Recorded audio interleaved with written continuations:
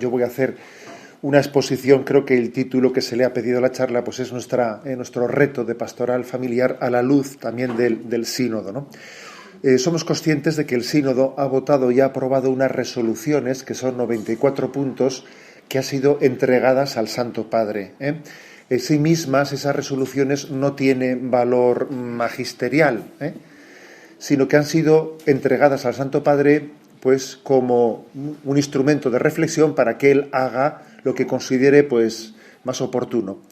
Por lo que hemos sabido por su secretario de Estado, el cardenal Parolin, pues la intención del Santo Padre va a ser publicar una exhortación apostólica pues pronto, porque en una declaración que hizo ante la prensa pues dijo: el hierro hay que trabajarlo en caliente, sin dejarlo enfriar, dijo esa expresión, con lo cual estaba sugiriendo pues que sin dejar pasar tiempo pues de esos puntos el Santo Padre publicaría una exhortación apostólica. Lo mismo hizo San Juan Pablo II después de un sínodo de la familia, cuando finalmente pues publicó Familiaris Consortio, o sea que sería un itinerario parecido.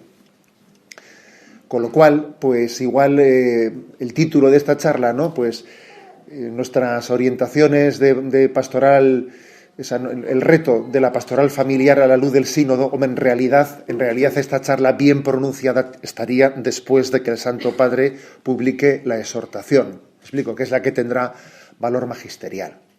Pero vamos, todos somos conscientes de que la fe de la Iglesia está muy afianzada, está muy marcada, y que obviamente las confluencias entre lo que el Santo Padre publique la exhortación y lo que los obispos han reflexionado en el sínodo, pues no es que sean grandes, sino que son totales, ¿no? Bueno, por lo tanto, lo primero decir que el título que se le ha dado, ¿no? Pues a ese documento conclusivo del sínodo me parece muy significativo. Dice: la vocación y la misión de la familia en la Iglesia y en el mundo contemporáneo. Y lo primero que hace este documento del sínodo, ese documento que ha sido aprobado, ¿no?, de 94 puntos, lo primero que hace es daros gracias a vosotros. Daros gracias por la fidelidad de las familias. Porque os voy a decir una cosa, que la vida de la Iglesia, pues al final es una suma de fidelidades. Yo muchas veces me he dado cuenta que sin haberlo,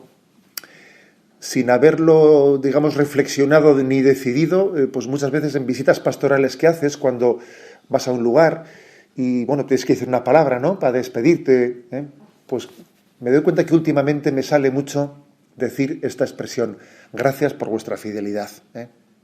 Y lo dices en un monasterio, y lo dices en un sitio donde sabes que se está luchando. Gracias por vuestra fidelidad. Creo que esto la Iglesia lo dice solemnemente. Igual vosotros diríais: hombre, gracias a mí, yo tengo que dar gracias a Dios, ¿no? Siervos inútiles somos, hemos hecho lo que teníamos que hacer. Sí, es verdad, es verdad. Siervos inútiles somos, pero al Señor le gusta ser agradecido. Luego, dejemos que nos dé gracias, aunque nos sintamos sin el mérito, no sé, pero dejemos que Él nos dé gracias, porque también es un estilo del Señor de valorar las cosas buenas que estamos haciendo sin ser muy conscientes de ellas. Comenzar por dar gracias por la fidelidad es decir: oye, que hay muchas cosas buenas, más de las que supones, en tu vida y en la vida de la familia. Ya sabemos que mete mucho más ruido el mal que el bien, mucho más ruido, mucho más escandaloso, ¿no? Eso en primer lugar.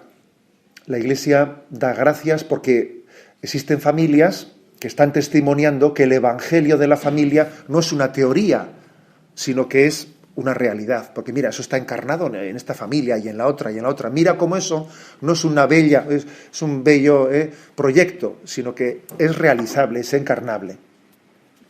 Y además, dice el sínodo: y no nos olvidemos nunca que Dios vino al mundo en una familia.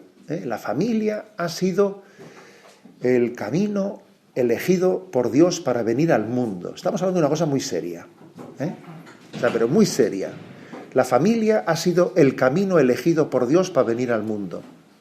Y el sínodo dice: y la familia es el camino elegido por Dios para evangelizar el mundo. La familia fue el medio para que Dios viniese al mundo, y la familia será el medio para que la evangelización llegue a todos los continentes. La familia es misionera. Bueno, esa es la afirmación de partida. Decir que este documento del sínodo se divide en 3 partes. Tiene 3 partes muy claras y muy lógicas, según la clásica forma de acercarse a la realidad del ver, juzgar y actuar. Sabéis que la acción católica tenía, digamos, esa hermenéutica como forma de abordar la realidad. Ver, juzgar y actuar. La primera parte del documento es el ver, la Iglesia en escucha ante la familia. Es decir, escuchamos, hacemos una lectura de cómo están las cosas. Un diagnóstico para entendernos. Ver. La segunda parte es el plan de Dios. ¿Cuál es el plan de Dios para la familia? Y es hacer una descripción de la Sagrada Escritura, de la tradición de la Iglesia y del magisterio de la Iglesia. Primero es ver, segundo es juzgar a la luz de la revelación. A la luz de la revelación, cuál es el plan de Dios para la familia. Y en tercer lugar es el actuar, la misión de la familia. Bien, yo me voy lógicamente, sería quizás excesivo que yo pretendiese hacer esta exposición desmenuzando los 94 puntos, sería excesivo. Nosotros no podemos pretender en un encuentro hablar de todo, de lo que han hablado los padres sinodales en 2 semanas, no podría ser. No podría ser, pero bueno, sí que voy a centrarme. Sé que vosotros habéis tenido muchos medios de formación en los que habéis recibido pues cuál es el magisterio de la Iglesia en la Sagrada Escritura, en la tradición y el magisterio de la Iglesia sobre la familia. Por lo tanto, no me voy a poner a describirlo en toda su integridad porque creo que básicamente pertenecemos a una cultura que lo hemos recibido. Y voy a centrarme más en lo primero y sobre todo en lo tercero, de cuál es la misión de la familia. Creo que aunque sea someramente, debemos de decir también una palabra sobre de qué manera el sínodo habla del ver, de cuál es la situación ante la que estamos, ¿no? La Iglesia también está a la escucha de los signos de los tiempos. ¿Cómo está la cosa? ¿Para entenderlo, no? ¿Cómo está la cosa? Bueno, pues está claro que hay contradicciones, hay muchas contradicciones en el mundo en el que estamos. Contradicciones con respecto a la familia, porque la familia es teóricamente supervalorada, y cualquier encuesta que se haga hoy en día, sabemos que la institución más valorada va a ser la familia de todas, pero por goleada, y además se haga donde se haga esa encuesta. En contextos culturales totalmente distintos. Sí, sin embargo, sabemos que esa evaluación, o sea, esa valoración positiva es, por goleada, ¿no? Eso es cierto. Hay una alta estima de la familia, dice el sínodo, como refugio seguro de los sentimientos más profundos y más gratificantes. La humanidad tiene conciencia de esto. Que en nosotros hay una dimensión que no tiene lugar de expresión en otros ámbitos. Que tú, si no es en el ámbito de la familia, lo más profundo que tú tienes, los sentimientos más profundos y gratificantes, su refugio es la familia. Por lo tanto, hay una gran autoestima, pero también hay que decir que al mismo tiempo hay una tendencia, aunque hay muchas diferencias entre continentes, esto hay que decirlo, hay muchas diferencias entre continentes, pero es verdad también que hay una especie de tendencia unificada de una ideología globalizada políticamente correcta, eso también existe, con influjos distintos en un continente y en otro, pero por desgracia, Occidente marca muchas veces la línea cultural del resto del mundo. Eso es así. Entonces ese Occidente, que es el que marca la línea cultural, tiene una tendencia al individualismo muy grande, a remarcar la autonomía del individuo de una manera que, aunque en teoría no se diga, hace entrar en crisis el concepto de familia, porque si uno remarca mucho la autonomía del individuo, su libertad, pues claro, lógicamente eso afecta mucho a la familia. No es que la familia niegue la autonomía, la libertad, pero claro, hay una correlación. Si se remarca que lo esencial en el hombre maduro es su autonomía, su libertad, claro, la familia está mucho más arrinconada, ¿no? Nosotros, sin embargo, decimos que lo más constitutivo del ser humano es la comunión. Claro, a partir de eso es distinto, ¿eh? No es lo mismo decir, lo que más constituye al ser humano es la comunión. O decir, lo que más constituye al ser humano es su libertad individual. Es un principio que va a cambiar mucho la concepción de la familia. Nosotros partimos de que somos imagen y semejanza de un Dios que es familia, que es Padre, Hijo y Espíritu Santo. Luego, entendemos como lo más íntimo de nuestra identidad la comunión. Qué importante es nuestra fe en la Santísima Trinidad para entender esto. Por falta de fe en la Trinidad, igual no se termina de entender la riqueza de la familia, ¿eh? Y hay toda una tendencia a un individualismo y a una libertad cada vez más aislada, ¿no? Bueno, pues es obvio que hay una contradicción, gran estima de la familia, pero por otra parte una tendencia al individualismo y a una visión de la libertad, pues omnipotente, ¿no? Luego hasta añádele el consumismo que introduce Occidente, también hace que la familia entre en crisis. Al consumismo le gusta mucho más tener como interlocutor al individuo que a la familia. Eso nos damos cuenta de ello, yo creo, ¿eh? El consumismo no se dirige... Habéis visto poquísimos anuncios, habéis visto que tengan a la familia como interlocutora. Casi todos los anuncios se dirigen al individuo. ¿Por qué? Pues porque una familia se organiza de una manera que es más austera, ¿eh? De alguna manera los recursos los reparte y se necesita mucho menos para 5 en una familia que para 5 individuos, cada uno por su cuenta. Eso es obvio, ¿eh?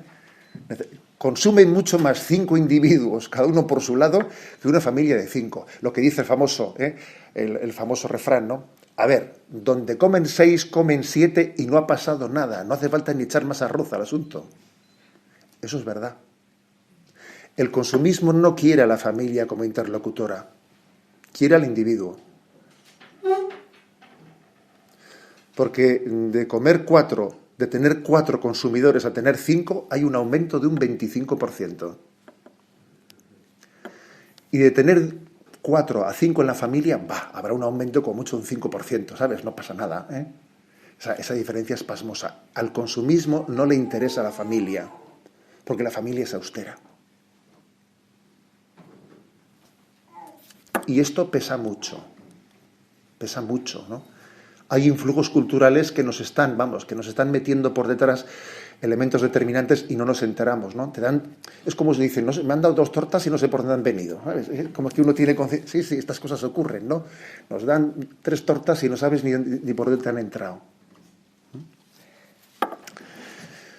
Bueno, y luego digamos una cosa, creo que en gran medida también, cuando vemos, ¿no?, que estamos en un mundo lleno de heridas, porque creo que si por algo se está caracterizando esta cultura actual es porque se queda muy patente la cantidad de heridas, la cantidad de heridas afectivas que todos arrastramos. Estamos en un mundo en el que, pues bien sea por la propia fragilidad de la familia, pues por las traiciones que uno ha recibido, porque hemos constatado la fragilidad de los demás y nos han traicionado por un sitio y hay un tender a no fiarse uno de otro, ¿no? Y estar llenos y cargados de desconfianzas unos hacia otros. Bueno, pues, sin embargo, la gran solución a eso es la familia, que es la custodia de la fragilidad humana.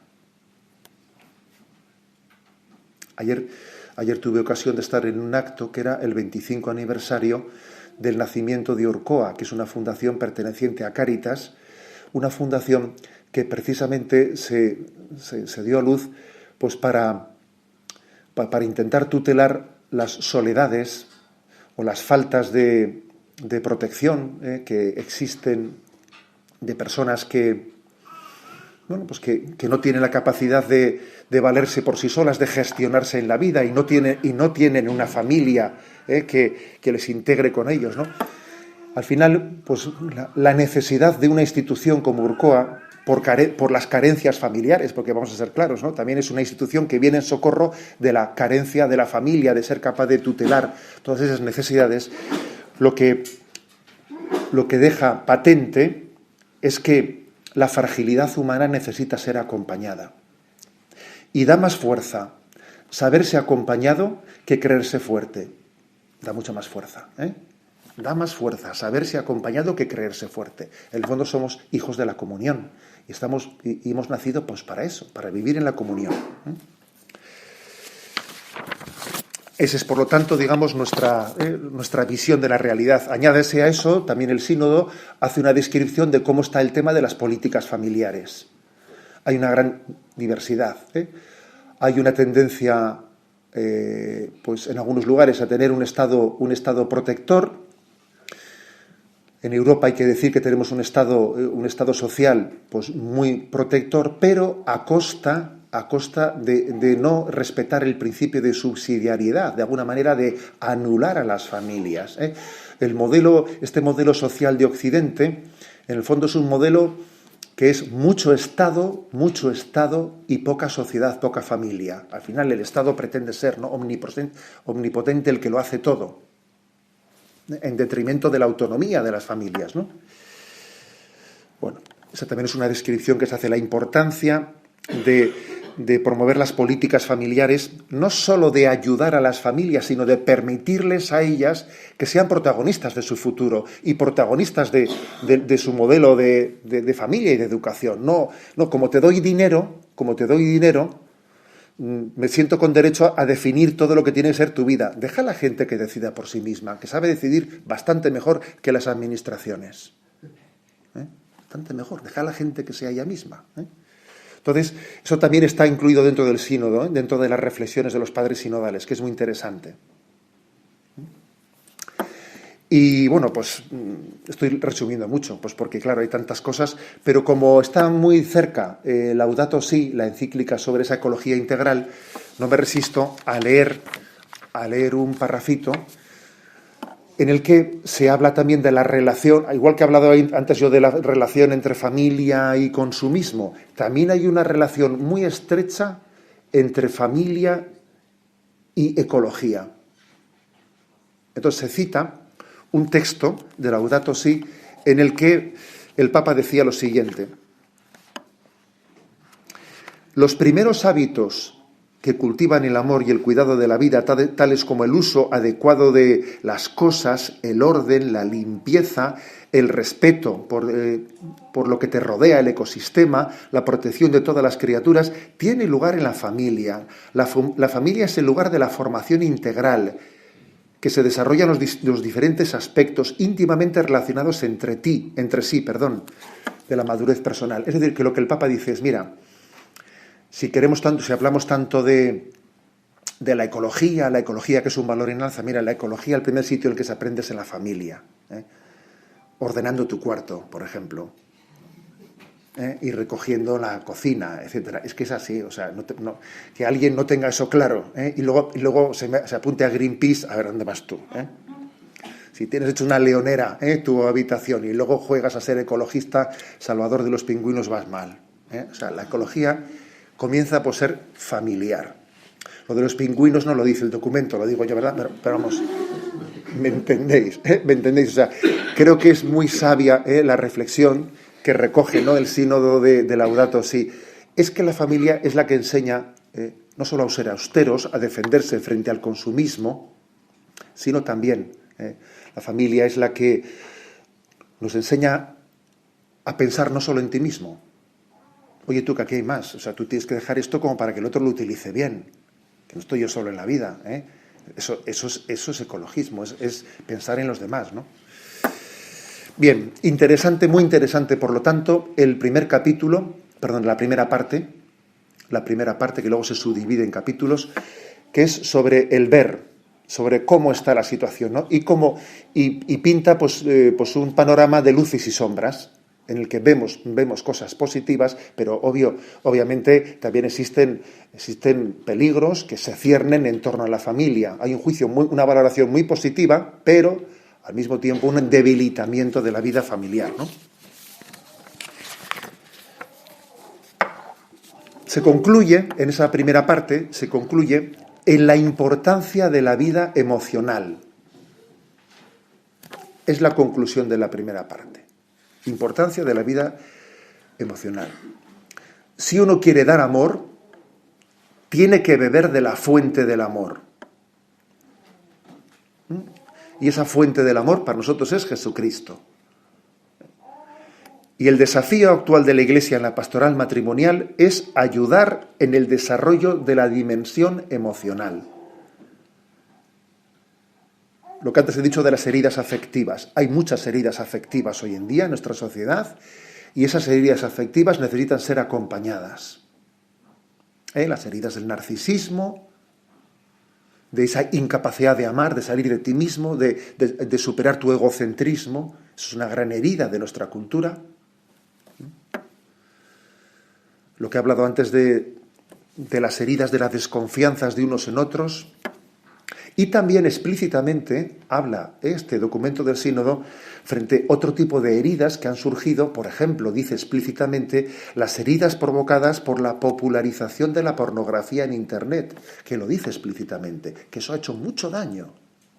Ha hecho mucho daño, ¿no? La desnaturalización de la sexualidad, incluso llegando a hacer de ella un instrumento de esclavización de la gente, de generación de adicciones, ¿no? De haber llegado a ser utilizada como un instrumento para que la voluntad no sea dueña de sí misma, sino que esté al servicio de impulsos de los que no soy capaz de ser dueños de ellos. Entonces dice, ¿qué reto tan grande es el reto de una pastoral familiar que ayude en el desarrollo de esas dimensiones emocionales? Ahí concluye la primera parte del ver de cómo está el panorama. La segunda parte, en la que no me voy a detener, la segunda parte es la familia en el plan de Dios. La familia en la historia de la salvación, en la Sagrada Escritura, en el Magisterio, se cita explícitamente Vaticano II, Pablo VI con la Humanae Vitae, Juan Pablo II con Familiaris Consortio, y muchas encíclicas sobre la vida, Evangelium Vitae, etcétera, de San Juan Pablo II. Ha sido uno de los pontificados que más ha desarrollado el magisterio del Evangelio de la vida y de la familia, ¿no? Benedicto XVI, con todas sus reflexiones tan potentes. El Papa Francisco, obviamente, pues tiene un magisterio más todavía no tan desarrollado, pero en el Evangelium Vitae tiene alguna parte referida a la familia. Bueno, pues por tanto, se habla la familia en el plan de Dios con toda esta descripción, ¿no? Con toda esta descripción del magisterio, y se recuerda que tres son los trascendentales, los trascendentales que descubren todas las dimensiones, ¿no? del plan de Dios en nosotros, que son verum, bonum y pulcrum, ¿no? Lo verdadero, lo bueno y lo bello. Y las tres cosas tenemos que descubrirlas en la familia. La familia no solo es bella, atractiva, que es magnífico, ¿no? No solo es buena, no solo es un bien moral, sino que es una verdad en el plan de Dios, que Dios nos creó hombre y mujer en una unión indisoluble, abierta a la vida. O sea, hay una verdad moral. Una verdad. Hoy en día somos mucho más sensibles a la belleza. Incluso somos, si quieres, más sensibles también al argumento del bien, pero no somos tan sensibles a la verdad. Y no hay bien sin verdad, y no hay belleza sin bondad, porque las tres cosas, verdadero, bueno y bello, están unidas. ¿Bien? Esa es la segunda parte, en la que no me voy a entretener, pues porque sería excesivo, pero que me parece clave. Y llegamos a la tercera parte, que sin duda alguna ha sido la parte emblemática del sínodo, la parte de la misión, nuestra misión, la misión de la Iglesia ante la familia, cómo acompañarla, cómo ayudarla, ha sido la parte emblemática. Somos conscientes de que los medios de comunicación se han centrado totalmente en el sínodo, pues hablando de dos o tres cuestiones polémicas. De eso somos conscientes. No vamos a engañarnos. Dejarse manipular por eso, pues sería un engaño. Don Mario Iceta, nuestro obispo de Bilbao, que fue uno de los padres sinodales, en alguna tertulia que he tenido con él, en la que él ha compartido lo que era el sínodo, decía él, es que aquí ha habido dos sínodos, ¿no? Uno eres el que tenía lugar dentro y otro es el que tenía lugar fuera. Decía, yo salía afuera, veía los periódicos y decía, pero ¿qué es lo que ha ocurrido? ¿Dónde he estado yo? Yo pensaba que había estado ahí dentro, Entonces, bueno, esto es así, Esto es así. Pero inevitablemente el influjo mediático nos hace mucho daño a todos. A todos. Y entonces es muy importante tener la capacidad de discernir, acudir directamente a las fuentes, no dejarte timar por las utilizaciones de las cosas. Bueno, bien. Pero vamos un poco, digamos, a la cuestión, ¿no?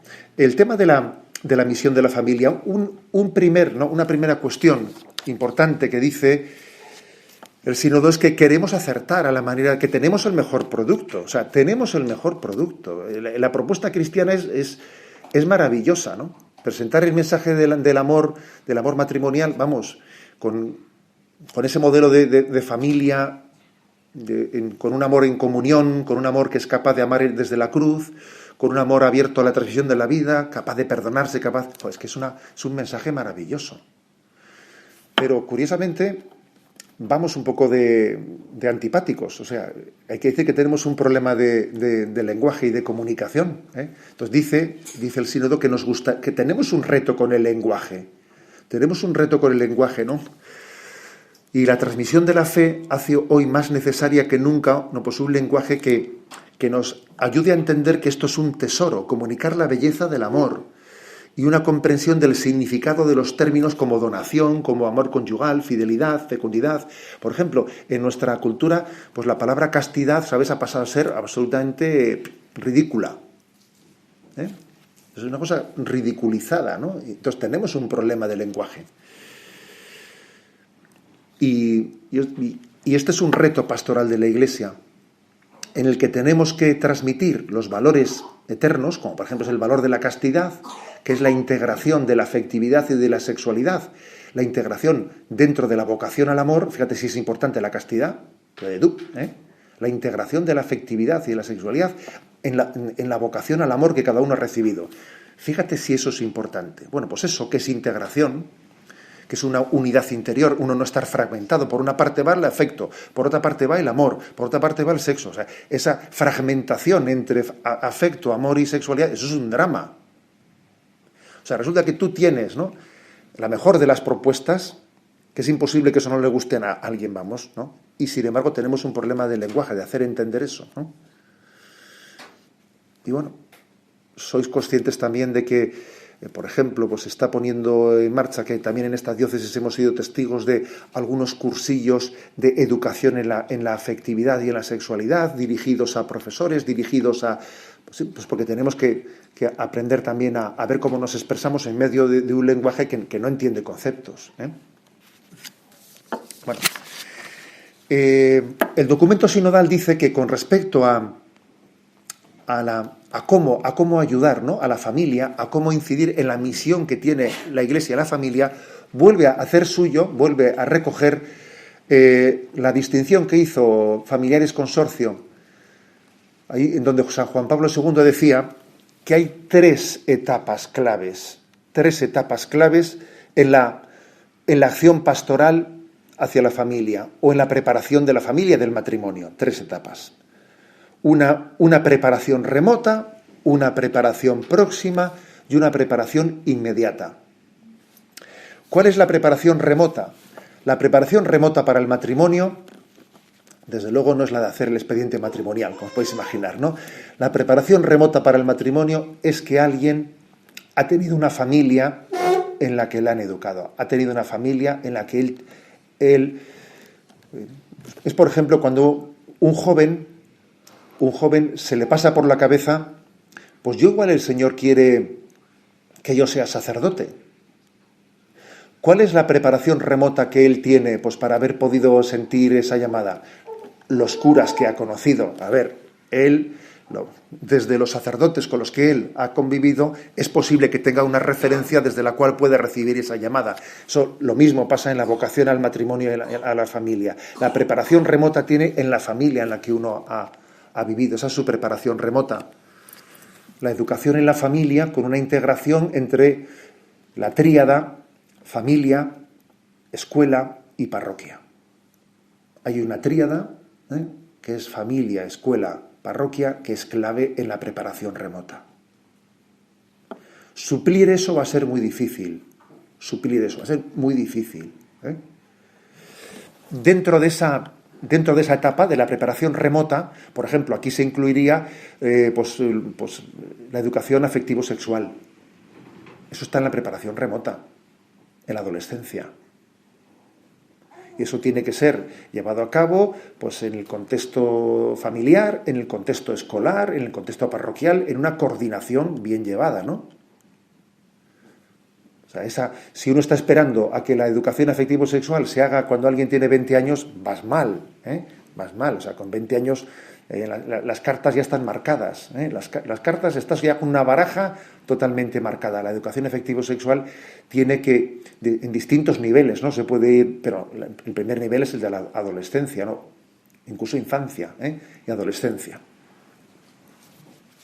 La preparación próxima ya es el momento en el que alguien discierne de cómo me quiere el Señor, ¿no? Por dónde me quiere el Señor en esta vida. Es la necesidad del acompañamiento, de la vocación, de lo que es la vocación al amor. Por ejemplo, esta etapa de la preparación próxima supondría una escuela del noviazgo. Pero cuando digo escuela del noviazgo no digo que alguien ya ha puesto su fecha de boda y pasa por la parroquia. No, eso ya es un cursillo prematrimonial, eso es otra cosa, ¿eh? Yo recuerdo que siendo obispo de Palencia hicimos allí una experiencia de poner en marcha un grupo que era como una escuela de noviazgo. Nos costó mucho hacerlo, porque se nos aproximaban personas con fecha puesta para casarse. Decía que no, que esto no es lo tuyo, que tú necesitas ahora un cursillo prematrimonial. Esta oferta nuestra es otra cosa. Es alguien que ha experimentado, ¿no?, lo que es el enamoramiento, y entonces desde el enamoramiento pues entiende que es bueno que sea acompañado para que distinga pues enamoramiento de lo que es el amor y para que ayude a discernir. Esa es una etapa necesaria. Recuerdo haber intentado poner esa iniciativa en marcha, ¿no?, en Palencia. Bueno, lo hicimos, pero costó, Costó porque todo tiende al esquema de que, oye, si ahora no necesito ser acompañado, o sea, me acabo de enamorar de una chavala, déjame tranquilo un rato, Claro, pero no nos damos cuenta que ese es un momento importantísimo, ¿no? Que luego no va a ser suplido por un cursillo prematrimonial. A ver, un noviazgo mal llevado, hacemos un cursillo y después lo solucionamos. No, eso no puede ser, Luego, yo creo que la preparación remota es la que tiene lugar en ese seno de la familia. La preparación próxima, yo creo que es la educación desde el misterio del enamoramiento, en el discernimiento de qué quiere Dios de mí. Y supone un cierto acompañamiento personal, ¿no?, para discernir qué quiere Dios de mí. Ayer estuve con un grupo de chicos que los voy a confirmar el próximo sábado, y les decía, mirad, aprovechad la confirmación para hacerle al Señor la pregunta, ¿qué quieres de mí? ¿Qué has pensado para mí? Yo estoy buscando tu voluntad, estoy buscando la vocación que has reservado para mí. Y un cristiano no es alguien que invente su futuro, sino que lo descubre.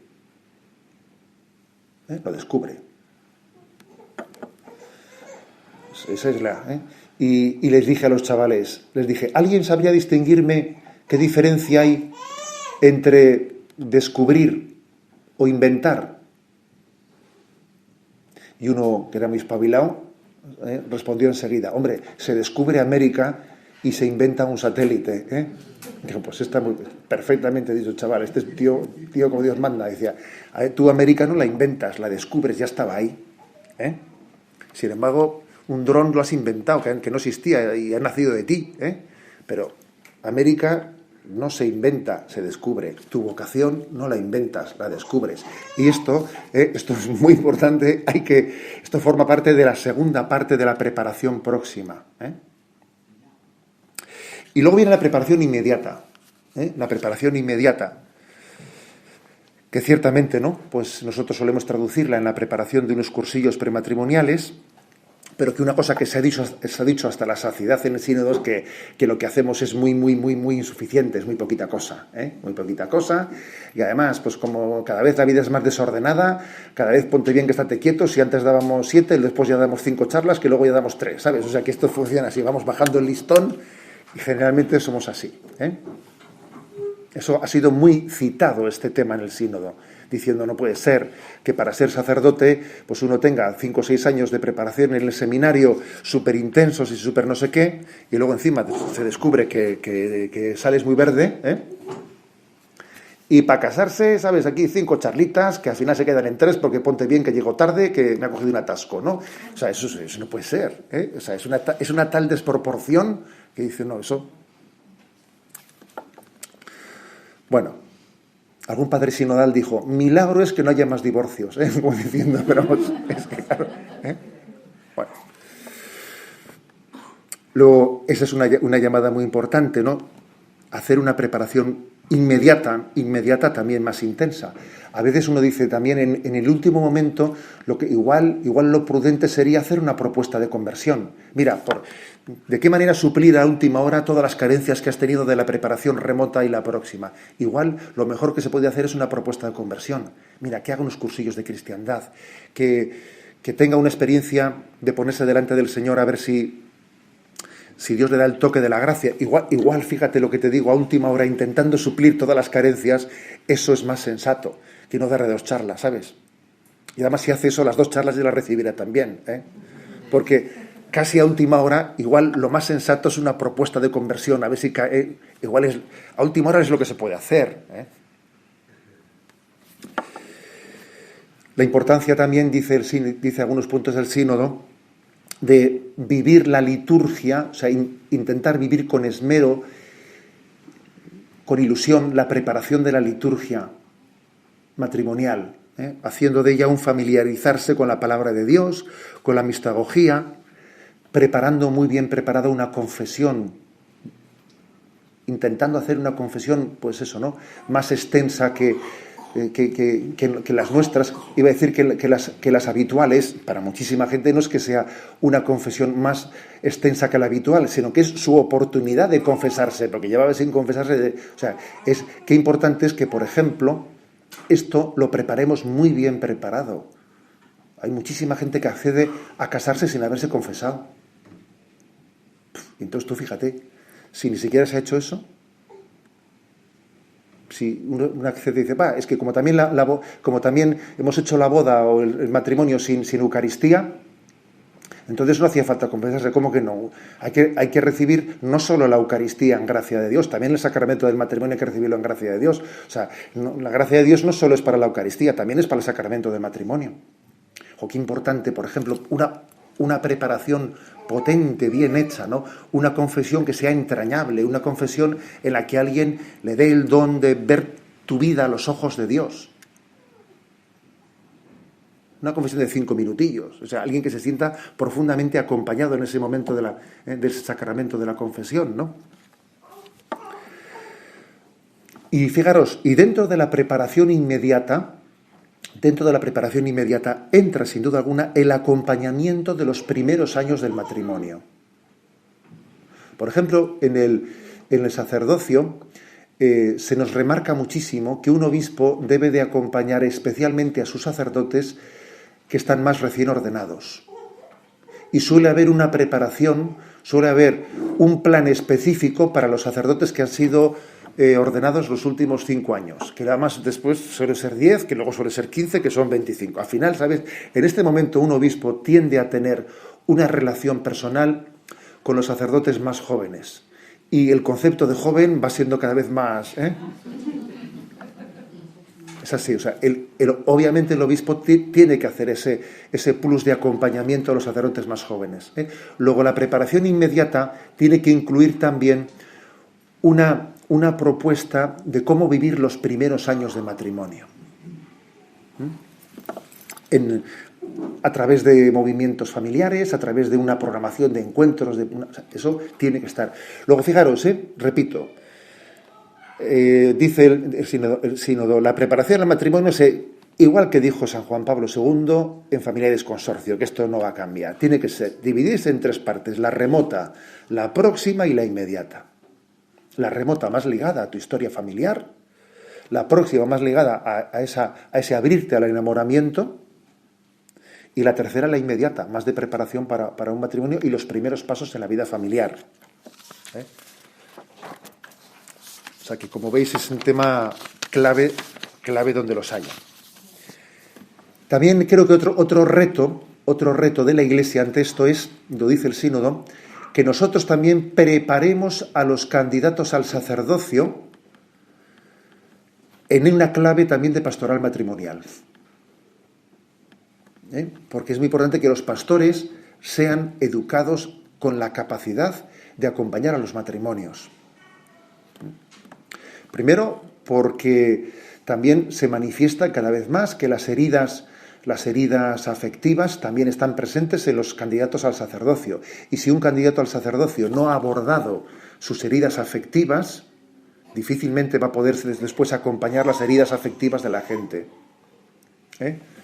Médico, cúrate a ti mismo, muchas veces se puede decir de un sacerdote que no ha hecho también todo su esfuerzo de trabajar su vida afectiva. Su vida afectiva. Un sacerdote es un célibe, no un solterón, que es muy distinto. Claro. Un célibe es alguien que está desposado con Jesucristo y entiende esa clave del desposorio. El día 9 de noviembre el Papa ordenó en la Basílica de San Juan de Letrán a un nuevo obispo que es obispo auxiliar de Roma. Claro, el Papa, además de ser Papa, es el obispo de la diócesis de Roma. Pero claro, os podéis imaginar que será difícil que el Papa pues, pueda gobernar directamente. Entonces tiene obispos auxiliares que le ayudan a gobernar Roma, ¿no? Y nombró un nuevo obispo el 9 de noviembre y en el momento de la ceremonia, cuando el Papa le estaba poniendo el anillo, el momento en que se lo ponía, tuvo la genialidad de decirle: recuerda que antes de este anillo estuvo el de tus padres. Bueno, la verdad es que fue una de esas expresiones suyas impactantes, ¿no? Antes de este anillo estuvo el de tus padres. Es decir, que en el fondo es muy importante que para que podamos ayudar a la familia, los seminaristas tengan una formación específica sobre la familia y primero, que trabajen su propia afectividad. Y entonces llevamos ya años con esto no es nuevo. También se nos ha pedido que en las programaciones, ¿no?, en las ratios de los seminarios haya temas específicos de trabajo sobre la propia afectividad de los candidatos al sacerdocio. Que tengan también experiencia en la pastoral matrimonial, porque una cosa es tener experiencia académica, cursar asignaturas, y otra cosa, por ejemplo, es que los seminaristas hagan, como han hecho los nuestros recientemente, que cuando se ha dado aquí en la diócesis un curso de enseñanza de afectividad para adolescentes, también ellos asistan. Pues porque el nivel del lenguaje va a ser distinto, ¿sabes? Académicamente se tiene otro lenguaje, es un lenguaje mucho más teológico, pero después necesitas un lenguaje más existencial. O sea que nosotros procuramos que a los seminaristas asistan a ese tipo de ofertas que hacemos para los seglares, porque así escuchan de qué manera también se puede hablar ahí. Fijaros que dice también el sínodo, sería bueno que también se integrase de alguna manera a la mujer en la formación de los seminaristas. Es curioso que dice esto. Y esto ha sido aprobado sin un voto en contra. Que también de alguna manera está hecho de alguna manera. Por ejemplo, cuando en los seminarios también se busca alguien, una psicóloga, pues puede ser bueno que haya una mujer psicóloga. Es decir, también la imagen femenina ayuda mucho un poco a una capacidad tuya, el que tú ya has tenido dentro de tu formación, también a una referencia femenina, te ayuda mucho en tu capacidad después para acompañar a la familia.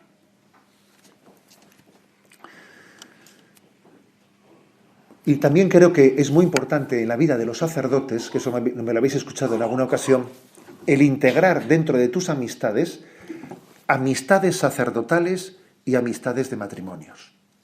Yo creo que un sacerdote maduro tiene que tener ese equilibrio. Mal asunto cuando un sacerdote solo tiene amigos curas. Mal asunto cuando un sacerdote solo tiene amigos pues laicos y seglares y familias donde sí le invitan y le invitan y le invitan, pero mal asunto ambas cosas. O sea, dentro, digamos, de una imagen de madurez de un sacerdote, qué bueno es que uno tenga amistades sacerdotales y tenga también matrimonios, amigos con los que va. Y una noche, un sábado a la noche está con ellos y entra en el seno de una familia y ve una familia por dentro. Eso os aseguro que nos hace un bien tremendo a los pastores. Por cierto, ahora voy a comer con una familia.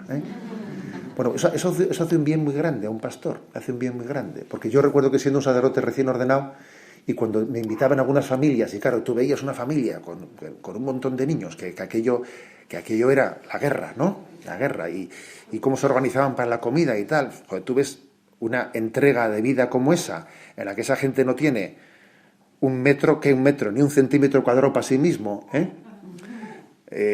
aquí no entres en mi despacho, pero ¿cómo mi despacho? A ver, no tienes un minuto para ti, tú no tienes tu tiempo, no tienes tu sitio, no tienes tal. Entonces tú ves eso y además lo ves con alegría, con una alegría desbordante, pues a ti se te caería la cara de vergüenza luego de hacer un planteamiento de vida, diga, venga, mi hora de despacho que ahora estoy ocupado, ¿no? O sea, pero bueno, o sea, pues es que te cambia un poco la vida. A un sacerdote le cambia la vida ser testigo de esa experiencia. Y dice, joder, aquí uno se entrega y no tiene medidas, o sea, decir, pues ya está, ¿no? O sea, yo no estoy para defenderme a mí mismo. Eso a un sacerdote le enamora. Le enamora. Me acuerdo también que estando dando una tanda de ejercicios espirituales en el seminario de Guadalajara, en México, que es un seminario de esos que dice uno, por el amor de Dios, pero ¿cómo es posible que en nuestra iglesia existan situaciones tan distintas, ¿no? Un seminario que tenía 660 seminaristas, ¿no? Claro, yo dando una charla a 660 seminaristas, claro, eso más que ejercicios espirituales parecía unas misiones populares, ¿no? Yo después iba recibiendo a chicos, todos imposible, claro, ¿no? Pegué una paliza tremenda, pero no me olvidaré nunca, eran hijos de Jalisco, eran hijos de familias profundamente católicas, eran hijos, la clave era la familia. Aquellos chicos, ¿de dónde venía aquello? De las familias, de Jalisco, que además eran hijas de la cristiada, de la persecución mártir, eso no tenía otra explicación aquello. Y me acuerdo que me viene un chico y me dice, mire, yo tengo un cierto remordimiento porque es que mi familia ha sido tan... Yo he recibido un testimonio tan impresionante de mi familia y he visto a mis padres quererse, amarse de esta manera, ¿no? Pues somos 7 hermanos y esto, lo otro, ¿no? Y me dice, no sé si soy poco agradecido porque yo ahora quiera ser cura, ¿no? Y no viva lo mismo que han vivido mis padres, ¿no? Con esa entrega. Fíjate, al chaval se le ocurrió y le dije, mira, a mí lo que me daría miedo es que me dijeses que mi familia es un desastre y yo quiero ser cura y no quiero... Eso me daría un miedo tremendo, ¿sabes? Eso me daría un miedo tremendo, que lógicamente había que acompañarlo y discernirlo, ¿no? Que alguien huyese de la familia por la mala experiencia que ha tenido. Pero curiosamente una familia santa suscita todo tipo de vocaciones. Porque las vocaciones las da Dios, no te las autoeliges tú, Es así, ¿no? Bueno, por eso creo que es muy importante que otra clave que este sínodo aborda, por cierto, que dentro del aula sinodal sabéis que ha habido unos cuantos matrimonios con sus niños por ahí rondando, que también creo que eso ha sido muy bueno. Que antuviesen unos cuantos matrimonios con niños colgando dentro del aula sinodal en todas las charlas. Solamente su presencia creo que es oxigenadora, en el sentido de que, a ver, ¿de quién estamos hablando aquí? Pero fijaros, igual vosotros no se hubiese ocurrido esto, pero allí se ha hablado de cómo formar a los sacerdotes en clave de que puedan ayudar en la pastoral matrimonial. Porque eso es un estilo de sacerdote, obviamente. Bueno, una clave, ¿no?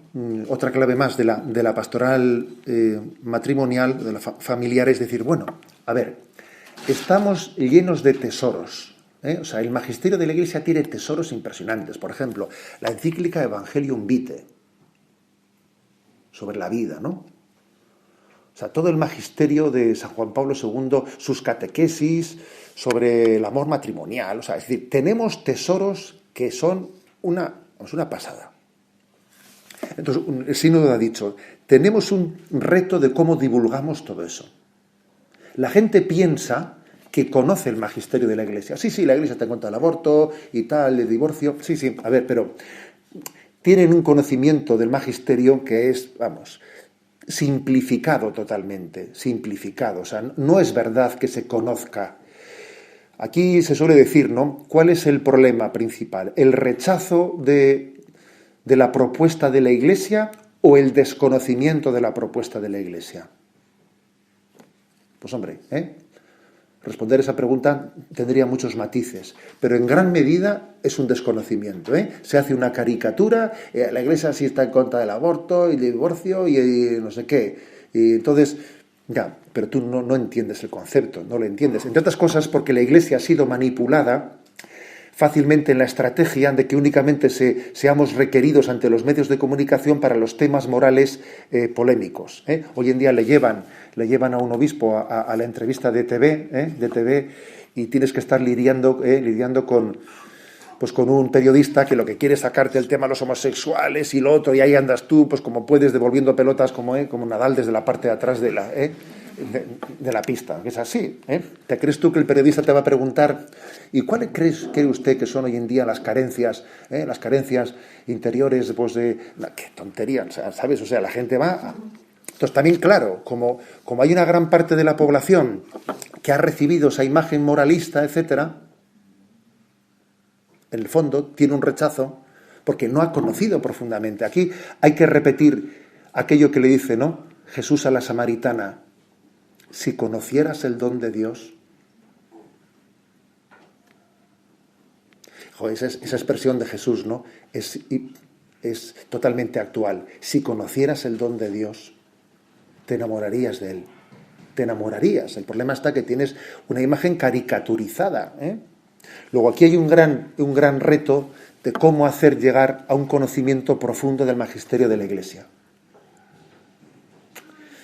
Pues me imagino que eso hay que hacerlo dividido en las 3 etapas, en la remota, en la próxima y en la inmediata, dividido en esas 3 etapas, ¿no?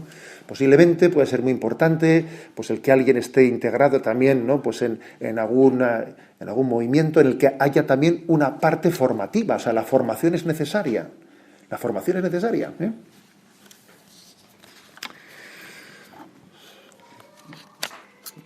Es un tema clave, ¿no?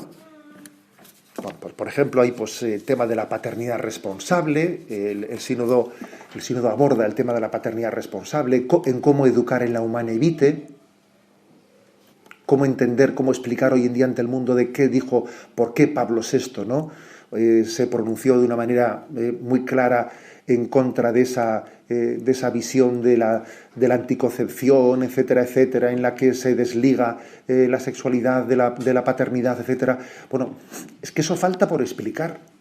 Eso falta por explicar catequéticamente.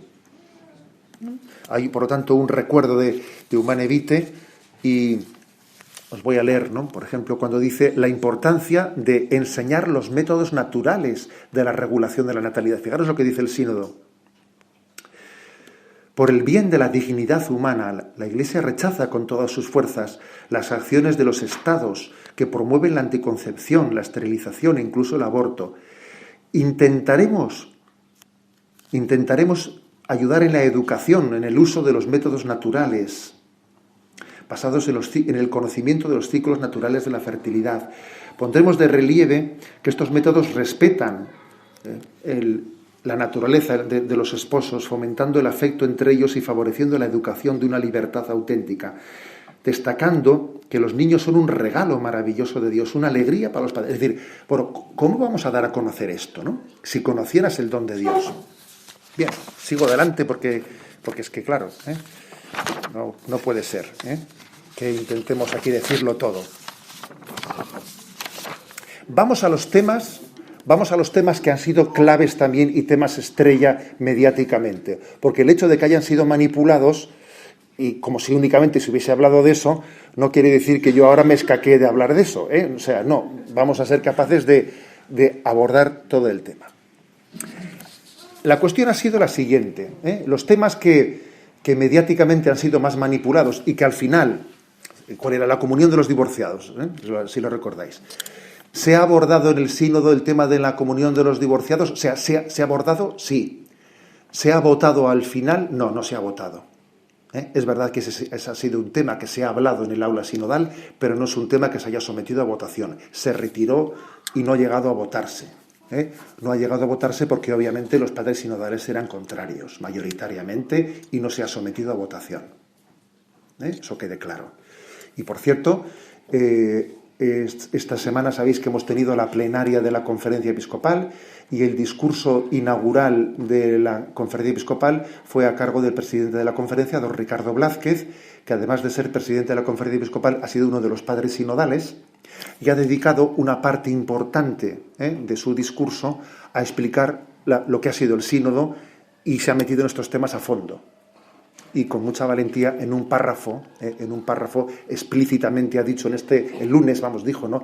A ver, que pretender poner la comunión a los divorciados como uno de los objetivos propuestos por el sínodo es falso. Lo ha dicho con absoluta nitidez, ¿no? Y que dicho por él, pues obviamente tiene mucha claridad. Bien, ese tema no ha sido explícitamente votado, pero el tema de fondo era el siguiente. A ver, ¿cómo acompañar a las parejas que están en situaciones complicadas? Porque es que hay que decir que los casos de situaciones irregulares que podrían ser excepcionales en un tiempo hoy en día son los frecuentes. Ayer me decía un sacerdote, he hecho un expediente matrimonial en el que uno vivía con su familia y otro vivía con la otra, y ahora se van juntos a casarse cuando se casen. Me decía, no sé cuánto tiempo llevaba sin hacer una cosa así. Me lo contó ayer un cura, y me lo contaba impresionado, como diciendo, pero fíjate, que se casan dos que querían, o sea, fíjate tú, que el sacerdote me lo dijo impactado. Y con un poco de gracia, el cardenal de Nueva York, que es muy gracioso, el cardenal Dolan, que tiene un sentido de humor muy grande, en pleno sínodo escribió una carta pastoral pidiendo que tenemos que apoyar a las nuevas minorías, que están muy arrinconadas. Y dijo, ¿y quiénes son las nuevas minorías? Decía, pues esos novios que intentan vivir en castidad hasta el matrimonio, estas son las nuevas minorías que hay que intentar proteger, ¿no? Tenía la cosa mucha sorna y mucho sentido del humor, y es verdad, es que estamos en un momento en el que, digamos que lo raro, estamos en un momento en que lo normal ha pasado a no ser corriente, y lo corriente no es normal. O sea, se ha invertido el concepto de lo normal y lo corriente. Lo que este sacerdote me decía ayer es lo normal, pero no es corriente. Y las cosas corrientes pues no son normales. Pero, ¿qué ocurre? Pues yo pienso que estoy hablando en términos, como podéis observar, en términos no técnicos, pero yo creo que lo que el sínodo ha querido es constatar que no nos asustamos de que las cosas tengan este nivel de desorden y que tenemos que tener capacidad de partir de la realidad sin escandalizarnos de ella. A ver, yo creo que esto es lo que el sínodo ha querido decir. Tenemos que tener capacidad de partir de la realidad sin escandalizarnos. Pues porque si te cabreas, si te escandalizas, si porque alguien vive en una situación irregular ya te sientes incapaz de poderle acompañar, pues no puede ser. O sea, el Señor le acompañó a la samaritana con 6 exmaridos, ¿sabes? Y le acompañó hasta que ella llegó a sacar sus conclusiones. O sea, Jesús no esperó a que esa mujer ordenase su vida para encontrarse con ella, sino que se encontró con ella desde su desorden. Y luego así le dijo, como quien no le decía nada, así, es verdad, no tienes marido porque has tenido 6 y el que tienes ahora no es el tuyo. Ojo, que alguno se piensa que el desorden ha comenzado hoy, y ese encuentro de Jesús con esa mujer fue hace 2000 años. Bueno, La capacidad de partir de la realidad sin escandalizarnos, sin perder por ello el horizonte de los principios. Esta es la clave, ¿eh? Esta es la clave. ¿Cómo integrar verdad moral con misericordia? Ese ha sido el tema, que es cierto, que ha supuesto un gran debate de cómo integrar verdad moral y misericordia. La primera condición para poder integrar verdad moral y misericordia es creer en las dos cosas. Porque si yo no creo en la verdad moral y no creo en la misericordia, es imposible que las integre. Y aquí hay mucha gente, los medios de comunicación que dan noticia de esto, que no creen en la verdad moral. Entonces invocan la misericordia para cargarse la verdad moral. Entonces usted está manipulando el concepto. Cuando los medios de comunicación han dado noticia de esto, estaban deformándolo completamente. Porque claro, ellos no creen en la verdad moral. Ellos no creen que el aborto sea acabar con la vida de un inocente. Ellos no creen que el matrimonio sea indisoluble. Ellos no creen que la anticoncepción es inmoral. Entonces, como no creen en eso, invocan la misericordia pues para decir no es necesaria la verdad moral. Claro, eso no es lo que la Iglesia ha vivido, ha hablado, adintra. No, eso es otro tema. Usted no cree en la verdad moral. Sea sincero, dígalo. No invoque la misericordia. Lo que el sínodo ha dicho es qué importante es hacer acompañamientos personales. Acompañamientos personales a las personas que están en situaciones irregulares, digámoslo, ¿no? Pero claro, las situaciones nunca son, no hay dos iguales, ¿eh?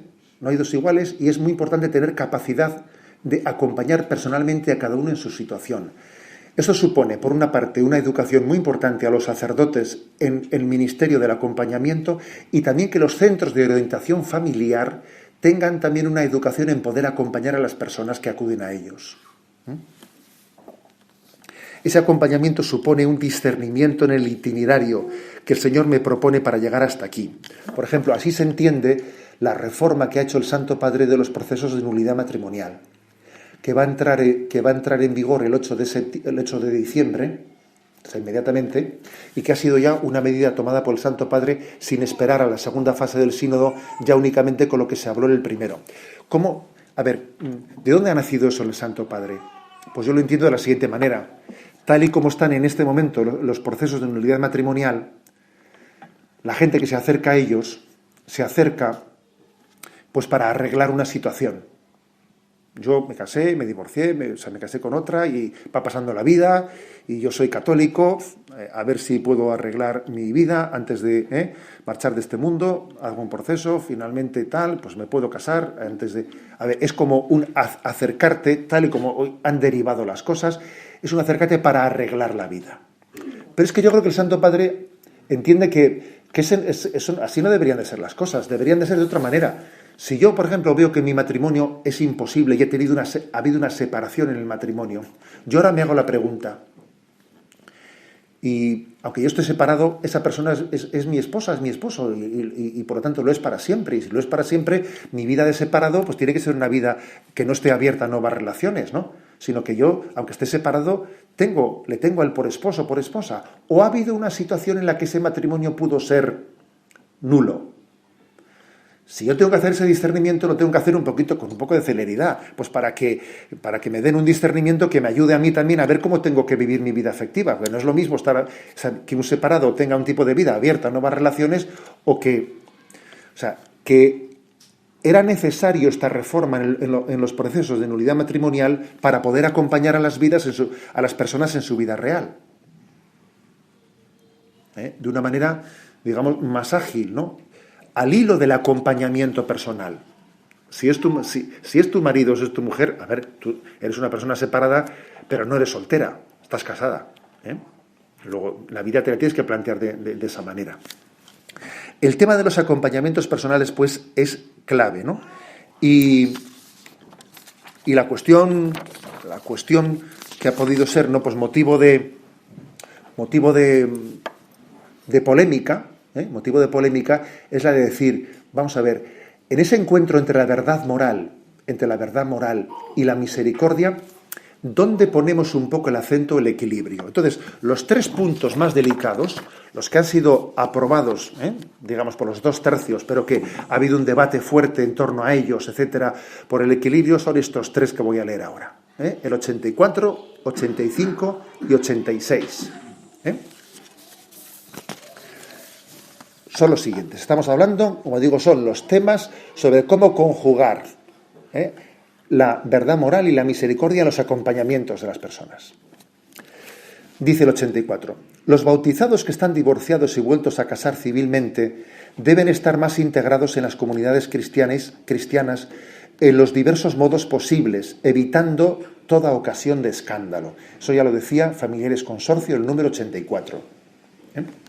La lógica de la integración es la clave de su acompañamiento pastoral, para que no solo sepan que pertenecen al cuerpo de Cristo, que es la Iglesia, sino que puedan tener una feliz y fecunda experiencia en ella.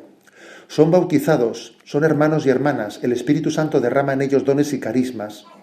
Su participación puede expresarse en diversos servicios eclesiales. Es necesario por ello discernir cuáles de las diversas formas de exclusión actualmente practicadas en el ámbito litúrgico, pastoral, educativo e institucional pueden ser superadas. Ellos no están y no deben de sentirse excomulgados y pueden vivir y madurar como miembros vivos de la Iglesia, sintiéndola como una madre que les acoge siempre, los cuida con afecto y les alienta en el camino de la vida. Esa integración es necesaria para el cuidado y la educación cristiana de sus hijos, que deben de ser considerados los más importantes. Para la comunidad cristiana, cuidar a estas personas no es un debilitamiento de la propia fe y del testimonio acerca de la indisolubilidad matrimonial, sino que así la Iglesia expresa en este cuidado su caridad. Entonces, dice, en primer lugar, no son personas excomulgadas, porque aquí la gente ha confundido estar excomulgado con no comulgar. No, eso es distinto. Una cosa es que una persona no comulgue, no comulga a alguien pues porque entiende que no está en gracia de Dios. Pero otra cosa es estar excomulgada. A ver, estar excomulgado es otra cosa, es una pena canónica. Es una pena canónica de la que se derivan muchas cosas. Por ejemplo, no celebrar el funeral. Y si alguien es excomulgado, fallece, no se celebra su funeral y más cosas más. O sea, no es lo mismo estar excomulgado que no recibir la comunión. Son dos temas distintos. Segundo, lo que dice este texto es que, a ver, podríamos estudiar la prudencia de qué formas de exclusión son prudentes mantener o no mantener. Por ejemplo, en el momento actual, una persona divorciada puede ser padrino de confirmación. No puede serlo. ¿Eso podría ser estudiado por la Iglesia? Podría ser estudiado. Es lo que dice este punto del sínodo, que es un tema que puede ser discernido. No pone ejemplos concretos. Dice, fijaros, es necesario para ello discernir cuáles de las diversas formas de exclusión actualmente practicadas en el ámbito pastoral, educativo, institucional, pueden ser superadas. Es así. No quiere decir que vaya a cambiarse, quiere decir que hay que discernir. O sea, pues por ejemplo, a ver, pues imagínate una cosa, pues un divorciado que quiere vivir, ¿no?, dentro de la Iglesia e ir siendo acompañado para ver cómo supera su condición. ¿Será prudente que sea el encargado de la pastoral familiar de la parroquia? Hombre, no parece prudente, ¿no? ¿Y habrá algún problema en que esté el Consejo de Economía de la parroquia? Pues igual no hay un problema en que esté el Consejo de Economía, por ejemplo. ¿Se me entiende la distinción? O sea, hace falta también hacer una distinción de prudencia. Esto ahora mismo es cosecha propia, ¿me explico? Es cosecha propia el ejemplo que he puesto, pero me entendéis también, o sea, que una persona no debe de sentirse excluida, pero también hay un discernimiento de decir, oye, si una persona tiene esa historia y sin embargo quiere estar cerca de la Iglesia y colaborar en ella, ¿por qué no le vamos a permitir estar en el Consejo de Economía? Ahora, no lo voy a poner encargada pastoral matrimonial, ¿no? No sé, es que hay distinciones que parecen. Bueno, he puesto un ejemplo de cosecha propia, pero por aquí van los temas, ¿me explico? O sea, por aquí van los temas. ¿Por qué no se ha planteado el tema de la comunión? Pues el tema de la comunión no se ha planteado porque en el punto 86 se recurre a la doctrina de lo que dijo San Juan Pablo II en Familiares Consorcio, en el punto 84 de Familiares Consorcio, en donde se distinguía entre la ley de la gradualidad y la gradualidad de la ley, que parece un trabalenguas, ¿no? Pero que en el fondo es muy iluminador este criterio hermenéutico. Nosotros decimos sí a la ley de la gradualidad, pero no a la gradualidad de la ley, que es una cosa y que es otra.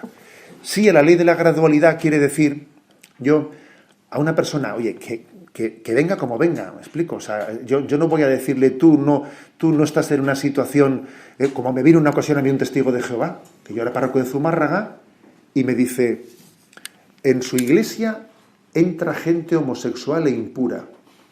Y le dije, bendito sea Dios, me gustaría que entrasen más, vamos. O sea, yo entiendo por ley de la gradualidad el que cualquiera está en disposición de comenzar su camino, esté como esté. Pues le acogemos, ¿no? Y comenzamos a caminar. Esa es la ley de la gradualidad. O sea, nadie tiene que cambiar de vida para empezar a ser querido. Esta es la ley de la gradualidad. Nadie tiene que cambiar de vida para empezar a ser querido. Yo le quiero a uno que se me presente como se me presente. Le quiero incondicionalmente y comienzo a caminar con él, a escucharle, a ver las heridas que tiene de fondo. Porque igual a una persona lo primero que hay que hacer es escucharla.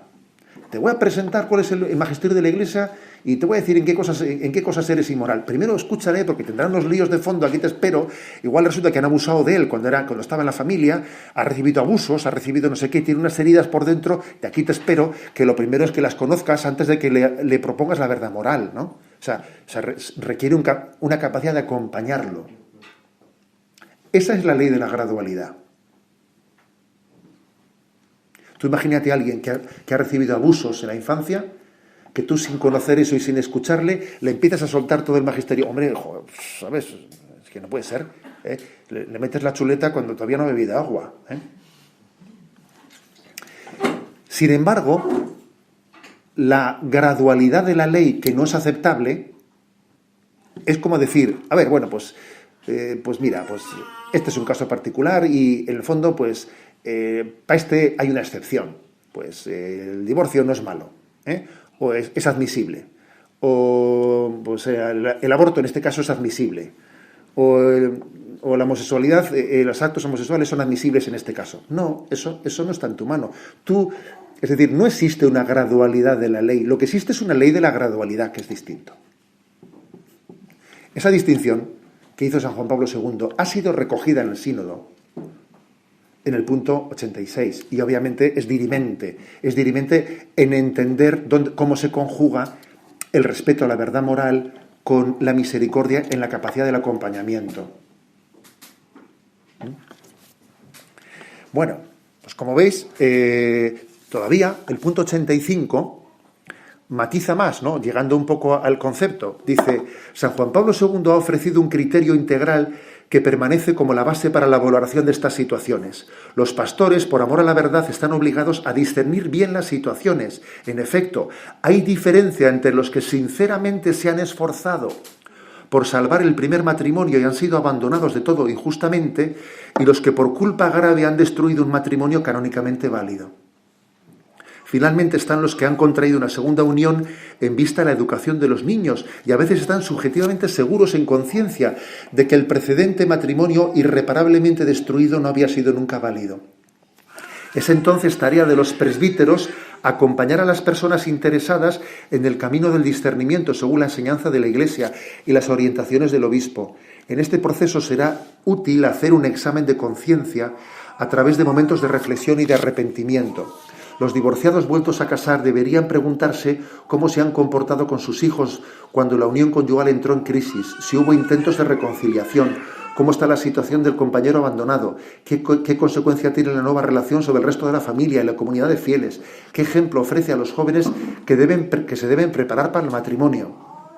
Una sincera reflexión puede reforzar la confianza en la misericordia de Dios, que no se le niega a ninguno. Además, no se puede negar que en algunas circunstancias la imputabilidad y la responsabilidad de una acción pueden quedar disminuidas, incluso suprimidas, a causa de diversos condicionamientos. Como consecuencia, el juicio sobre una situación objetiva no debe de llevar a un juicio sobre la imputabilidad subjetiva.